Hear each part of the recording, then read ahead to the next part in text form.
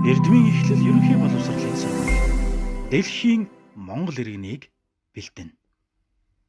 За маань сургууль одоо 1-ээс 2 дугаар ангид хөгжилтэй дүрсүүд гэдэг системийнхаа хэрэглэгдэхүүнийг ашиглаж байгаа. 3-аас 4 дугаар ангийн хооронд болохоор хүч ба хэлбэр механизм гэсэн системийн хэрэглэгдэхүүн ашиглаж байгаа. 5 дугаар ангид болохоор анхны кодлогч буюу хийсэн бүтээлээ кодлдог, хөдөлгөөнд оруулдаг.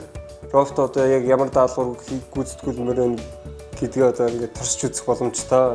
Тэгчээ дахиад 2 яваад баруун ирэх гэсэн кодтой уучраас гараанасаа гараад 2 зам тавина гэсэн үг шүү дээ. Системийн хичээл нь болохоор үйлдэн суралцах буюу одоо ингээд хүүхэд маань өөрөө ингээд үйлдэж хийсэн зүйл нь одоо ингээд бүтлгүүтгч юм уу тэрнээсээ дахин кодлоод яг даалгавар амжилттай биелүүлэх болтол нь ингээд дахин давтамжтайгаар ингээд өөрөө оролдож байгаа маань ингээд үйлдэж сурж байгаа. Тэгээ дээрэс нь ингээд багаар хамтарч ажилладаг. Багаар хамтрах чадвар хүүхдэд суудаг.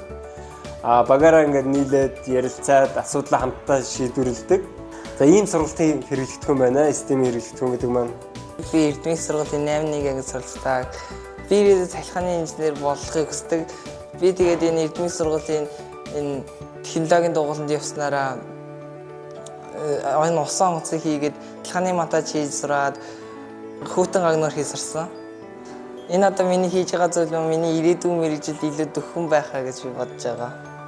Бага ангидаа ингээд багаар ажиллаа сурцсан, системийнхаа тоглоомуудтай ингээд харьцаа сурцсан хүүхдүүд маань дунд ангидаа орж ирээд системийн дугуулан дээр техникийн бүтээлүүд хийгээд эхэлчихнэ. Фундацийн машин механизм, усан загвар гэх мэтлэн, нисэх загвар гэх мэтлэн одоо ингээд техник спортын бүтээлүүд хийгээд эхэлждэг.